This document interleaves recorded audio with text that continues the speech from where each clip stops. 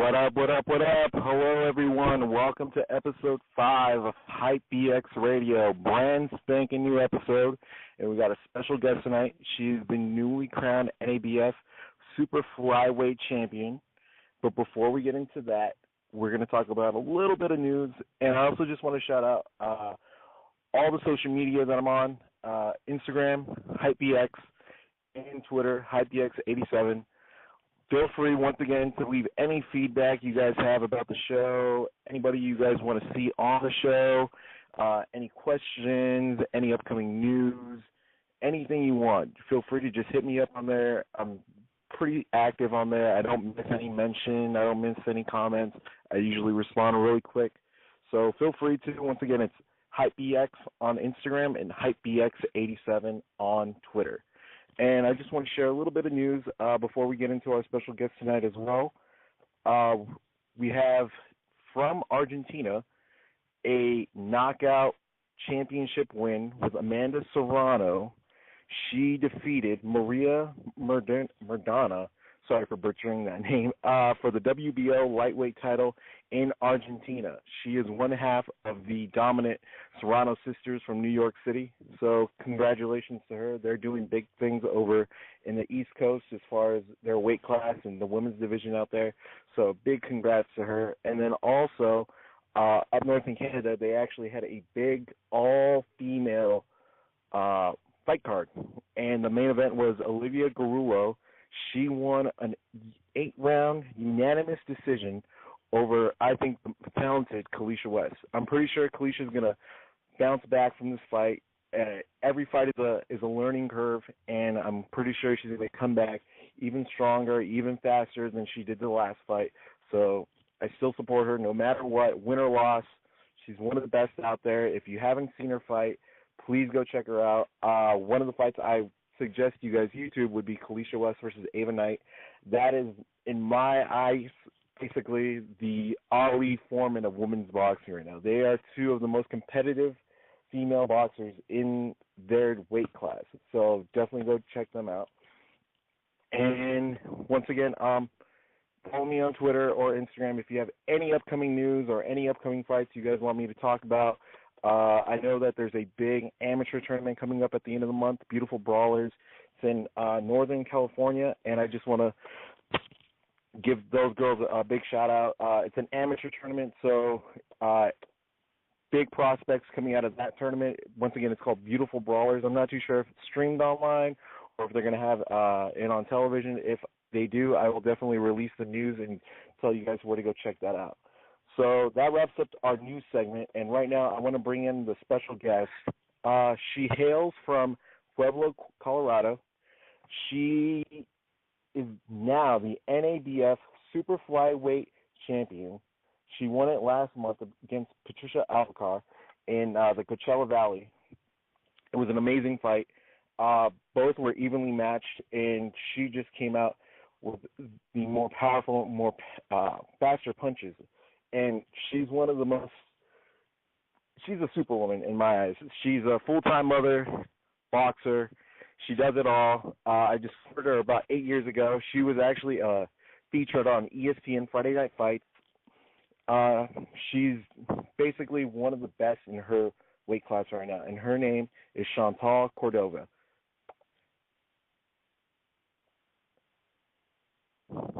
Yeah.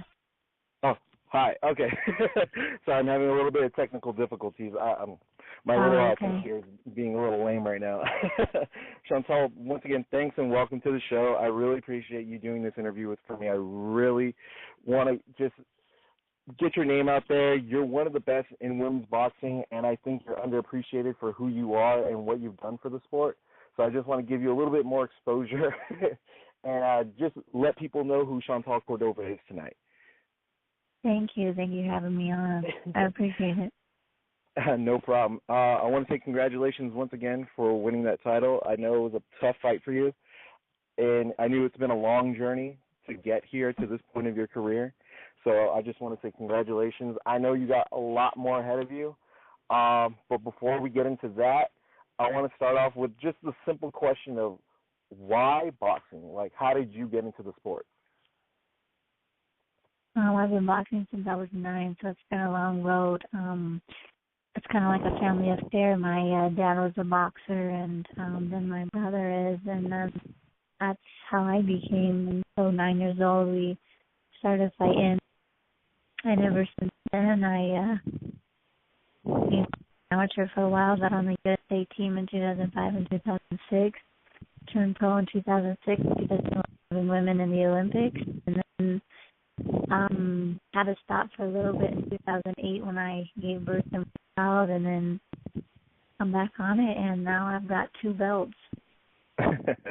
Yeah, I mean, it's been a long road, like you said, from your amateur standpoint all the way up to now. It's been a lot of ups and downs, but I think you've had a pretty dominant career so far. I mean, you only have 5 little blemishes to your career, and I don't even consider those blemishes. I consider them just learning curves. I think you've gotten better and faster as years gone by, and I think you're one of the best in your weight class. Thank you. No worries. Where your first professional fight? How would you consider that transition from amateur to professional? How did that feel for you? I loved it because amateur, you have that headgear, and you don't. It's like kind of like blinders, and when you turn pro, it's like you can see everything, like all these punches coming, head movements a lot better, and as if you feel more accurate. Absolutely. You've had 19 professional fights, most of them wins. What has been your biggest test as far as any of those 19 professional fights that you've had so far? Just getting the fights, honestly. You notice there's not very many women fighters out there, boxers, so it's just getting the fights. Because the training is, you work out hard. Women just work out as hard as men do, and just getting those fights is the most important part. Yeah, absolutely, because there's not that much range as far as who you can fight. You're in the middle of the country almost. Absolutely. So right. I know I'm in the box state. Everybody else got an advantage there on the East Coast and West Coast, but I'm making noise for being from the box state, and so it's pretty cool. And you've had the lucky opportunity to fight in your home state, but you've also done your bit of traveling. I mean, you've gone from over here to California. You've gone to even Mexico and fought the competition down there. So, I mean, I consider that a challenge as far as you're going and fighting these girls. You're not scared to go in their own territory and do what you got to do. Absolutely. And I got to commend you for doing that, definitely. Thank you. Also, I mean, you said that your family is a big boxing family. Your dad's your coach. Your brother's also professional. How does that help you in the gym? Do they push you harder? Do they spar with you? Like, what kind of experiences do you have with your family being a tight boxing, close-knit family? My dad is definitely my trainer. He's been there since day one, as well as my mother, who is my manager. They push me every day, My dad's in the gym training just right beside me. He runs and trains with me, and we do spar once in a while. Mostly try to find people my size, my speed, try to get, that accurate down. And it's big motivation, though. My dad knows how to push me, and I'm thankful for that. Even when I don't want to work out or I'm tired, he's still right there with me, and I appreciate it. And so he knows, though, I work a full-time job. I'm a mother, and I got to make time for boxing, and that's what he does. We just accommodate each other's schedule, and we're a good team. And it shows. It definitely shows as far as what you guys put in.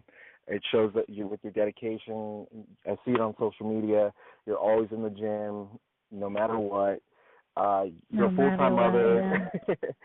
You're a full-time mother, and you got to provide for you and your son. And I know it's hard, and basically it's an inspiration because a lot of people, especially fighters out there, I don't think they see the balance between personal life and boxing, and I think that's what kind of is an interference and a distraction in the ring. Sometimes it can from your personal life affect you inside the ring, and then you get knocked out, or it just doesn't look like? Definitely. Boxing is definitely not just physical, but a mental. You mentally have to prepare yourself, and I agree. Family does. There's stuff outside of the ring, and sometimes it does affect the boxer's mentality inside of the ring. So. Absolutely. I think you have somewhat of an upper advantage because you are in a state with very high mountains and very high altitude. So I think a lot of fighters out here in California, they go up to Big Bear because of that elevation and helps them prepare. And you basically have it in your surroundings. So in my backyard, yeah, exactly.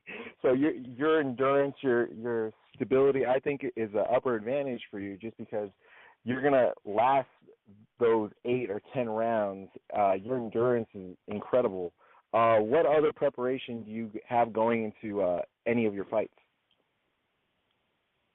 What other preparations, is in cardio or? Yeah, as far as like cardio, like how do you prepare for a fight, especially a championship fight?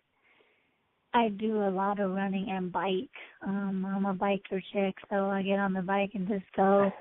I just feel like the more legs that you have, the better off you're going to be especially when you take a body shot. Those are no joke. So cardio, definitely. We have the incline right there. We have the Red Rocks amphitheater right there in Denver. Just anything I can get my hands on right here, really. And it's all this nature's course. Got to get those Colorado air in my lungs. Exactly. And I think it's an advantage because you're fighting most of these girls who live in California or New York or Mexico, and they don't have that advantage. All the city girls. Exactly. They're all city girls, yeah. Exactly. And you're a mountain girl. Absolutely. I'm a small town girl. That's all it is. All right. And then also, I mean, your dad, obviously, and your brother, who also are your biggest influences in your boxing career? My mother. She is everything. She makes, my fight bills. She gets everything that I need to get for the fight. She makes my uniforms. She helps me with my son. She is honestly a big blessing in my team. She is the go-getter, and she hustles hard for me, and, she's very well appreciated. That's great. That's awesome. It seems like your family is just very close-knit. You guys are there for each other in and outside the ring, and I think that's what you need, definitely, that type of support and that type of love. Definitely. So recently, it was last month, you won the NABF Super Flyweight Championship, and then I believe was it last year you won another championship. How were those feelings like as far as you conquering and hitting those goals as far as winning a championship, and what other future goals do you see yourself in your boxing career? I'll just start with the first title. When I won it, that was in Iowa, and it was a big deal for me because we were the main event, and guys were fighting under us. So to me, that was something really big, something major for my career, and just to be able to win that belt, the GBU title, it was just amazing. It was just like, finally, I'm getting to where I wanted to be, and winning a belt was definitely something that I really wanted. And it was just so rewarding. And then just July 11th, I was in Indio, California, and won the second belt for the NABF title. And it's hard to explain the emotions and the feeling that I get, because it's just so rewarding. It's like you work so hard for it, and you get it, and it's just such a blessing when you do get it, and you finally realize, like, your dreams are becoming a reality, and it's just, it's very nice, it's a blessing. Yeah. And I cannot wait for what the future has to hold. Like, I'm going to keep training hard. I'm going to keep sparring good. Whoever I can get, down here in Colorado, and we can just go up from here. Like, there's there's no limit. So I'm very excited, very anxious, and just very blessed at this point in my life right now, and I love it. It's an amazing feeling. Awesome. That's awesome. I mean, I think you just started. I think previously, you were on your road. It's been a long road, but I think you're just starting. I think you're about to hit your peak. I think you're just about to dominate whoever's in your weight class. You're one of the best fighters I've seen, especially from the USA in your weight class. So I hope for many more title fights. I hope that you get to go overseas more often and experience just the world, because that's one of the big advantages of being a professional fighter. You get to travel the world and fight all these great fighters from different parts. So I hope you get that kind of exposure. I hope you get more televised fights. I hope you get pretty much everything that boxing has to offer. So that's what I hope you get out of it. Absolutely. Do you have any fights lined up coming up pretty soon? Well, we're working for October to defend the NABF title here in Colorado, in my home state. So that'll be such an amazing deal for us. It's going to be huge. Absolutely, because there's nothing like fighting in front of your hometown crowd. There's nothing like it. Especially for a title. Yeah, especially for a title. Exactly. And also, how can fans reach out to you? I know you're on social media, you're on Facebook. If you just want to let your fans know how they can go out and support you in any sort of fashion. Yeah, for sure. Just get on Facebook, Chantel Cordova. I got a fan page going, so just follow that page and like that page, and I post all the time, and Instagram at SugarShan5. I don't have a Twitter yet, but we're working on that. Small town girl, just remember. So, for sure. You don't got to be on everything. For now, that's all the networking I've got going on for now. It's okay, Chantel. I mean, you're on Facebook and Instagram, and I think 2 out of the 3 works. Yeah, that's good enough for me too. All right, Chantel. Well, thank you so much again for being on the show. I really do appreciate it. I'm going to continue to support you all the way in whatever you do. You're one of my favorite fighters, especially from Colorado, because I think you're the only fighter that I know from Colorado. That's so funny. Thank you. So I wish you the best of luck. Hopefully you get that fight next month, and I hope you capture another world title. I really do. Thank you so much. I appreciate you having me on. No problem, Chantel. Anytime. I hope to get you on the show one more time, especially after your fight, after you win that world title. Yeah. All right, Chantel. It's been a pleasure. Thanks again, and we'll talk to you soon. All right. Hello from Colorado. Good night. Peace out, Chantel. All right, good night. God bless. All right. Bye.